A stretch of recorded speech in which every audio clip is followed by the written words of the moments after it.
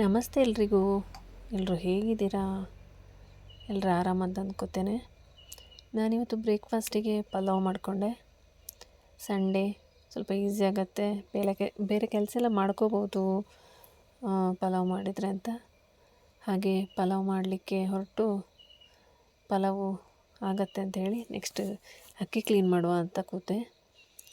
ಅದು ನಮ್ಮದು ಯಾವಾಗಲೂ ಇಡೀ ಅಕ್ಕಿನ ತೆಗೆದು ಹುಡಿ ಅಕ್ಕಿನ ನಾವು ದೋಸೆ ರೊಟ್ಟಿ ಇದಕ್ಕೆಲ್ಲ ಯೂಸ್ ಮಾಡ್ತೇವೆ.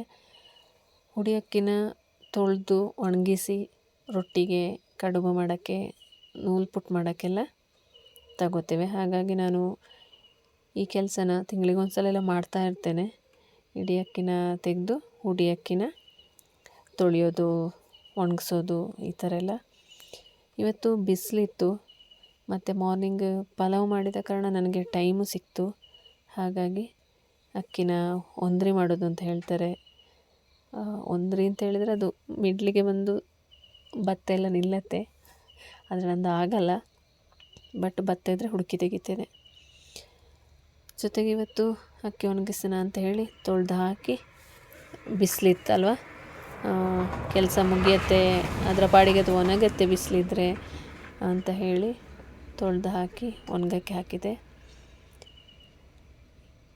ಇವತ್ತು ತುಂಬ ದಿನ ಆದಮೇಲೆ ಬಿಸಿಲು ಕಾಣ್ತಿರೋದು. ಇದು 2ನೇ ದಿನದ ಬಿಸಿಲು ನಮಗೆ. ಫಸ್ಟ್ ಡೇ ಬಿಸಿಲಿಗೆ ಹಾಕೋಕ್ಕೂ ಭಯ ಆಗಿತ್ತು. ಫಸ್ಟ್ ಡೇ ಬಿಸಿಲನ್ನು ಅಷ್ಟೊಂದು ನಂಬೋದು ಕೂಡ ಕಷ್ಟ ಆಗಿತ್ತು ನನಗೆ.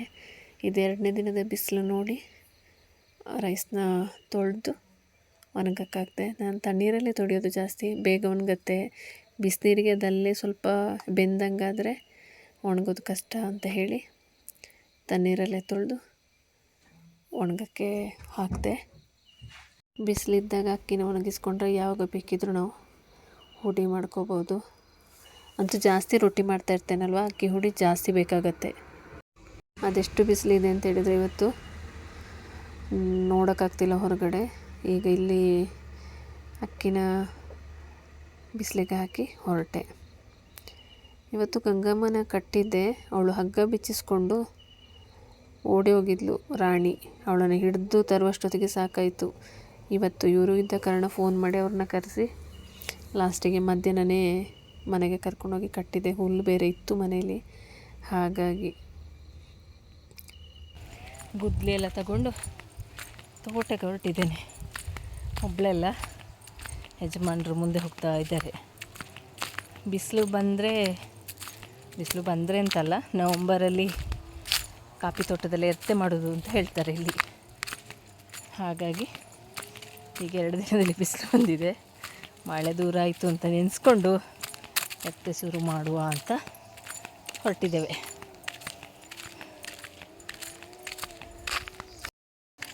ಕಾಡು ಬಂದು ಹೇಗಾಗಿದೆ ಅಂತ ಹೇಳಿದರೆ, ಕಚಡ ಹೊಡೆದಿರಲಿಲ್ಲ, ಕಚಡ ಮಿಷಿನ್ ಇಲ್ಲ ನಮ್ಮಲ್ಲಿ, ಹಾಗಾಗಿ ಕಚ್ಚಡ ಹೊಡೆದಿಲ್ಲ.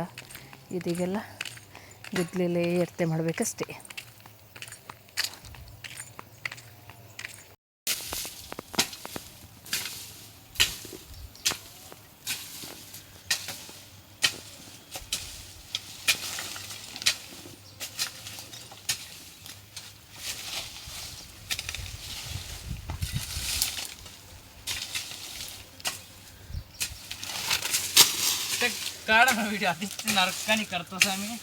ಶಾಲೆಗೆ ಹೋದರೆ ಸಾಕಾಗೋದಿಲ್ಲ, ತೋಟದ ಕೆಲಸ ಸಹ ಗೊತ್ತಿರಬೇಕು.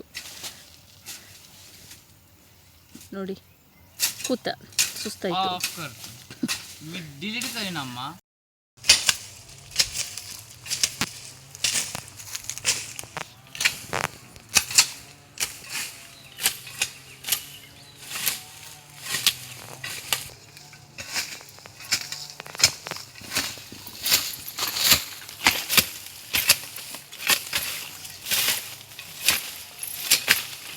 ಕೈ ಕೆಸರ ಆದರೆ ಬಾಯಿ ಮೊಸರು.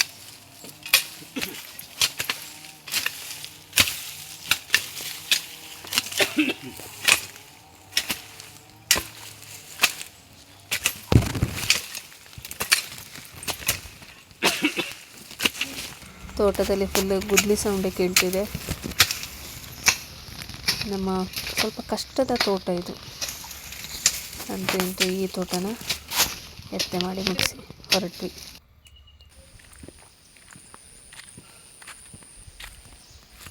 ತೋಟದ ಕೆಲಸ ಮುಗಿಸಿ ಮನೆಗೆ ಹೊರಟ್ವಿ.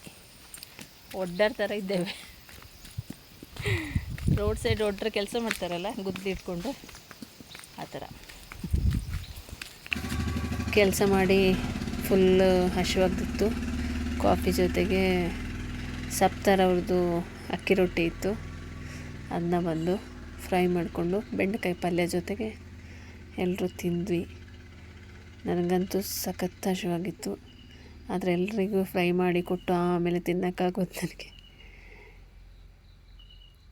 ಇದೊಂದು ಮನೇಲಿದ್ದರೆ ಅರ್ಜೆಂಟಿಗೆಲ್ಲ ಹಸಿವಾದರೆ ಬಂದು ಬಿಸಿ ಮಾಡಿಕೊಂಡು ತಿನ್ಬೋದು. ಹಾಗೆ ಸಪ್ತಾರ್ ಅವರ ರೊಟ್ಟಿ ನಮ್ಮ ಈವ್ನಿಂಗ್ ಕಾಫಿ ಜೊತೆಗೆ. ಫೈನಲಿ ರೊಟ್ಟಿ ಎಲ್ಲ ತಿಂದ್ಕೊಂಡು ಮತ್ತು ಫ್ರೆಶ್ ಅಪ್ ಆಗೋದು ಅದು ಇದೆಲ್ಲ ಕೆಲಸ ಇತ್ತು. ಮಗ ಈಗ ಅಪ್ಪಂದು ಹೇರ್ ಕಟ್ಟಿಂಗ್ ಮಾಡ್ತಾ ಇದ್ದಾನೆ. ಇದೊಂದು ಟ್ರಿಮ್ಮರ್ ಬಂದಮೇಲೆ ಸ್ವಲ್ಪ ಹೋಗೋದೆಲ್ಲ ಕಮ್ಮಿ ಆಗಿದೆ. ನನ್ನ ಇವತ್ತಿನ ಈ ಮಿನಿ ವ್ಲಾಗ್ ನಿಮ್ಗೆ ಇಷ್ಟ ಆದಲ್ಲಿ ಲೈಕ್ ಮಾಡಿ, ಶೇರ್ ಮಾಡಿ, ಕಮೆಂಟ್ ಮಾಡಿ, ಸಬ್ಸ್ಕ್ರೈಬ್ ಮಾಡಲಿಕ್ಕೆ ಮರಿಬೇಡಿ. Thank you.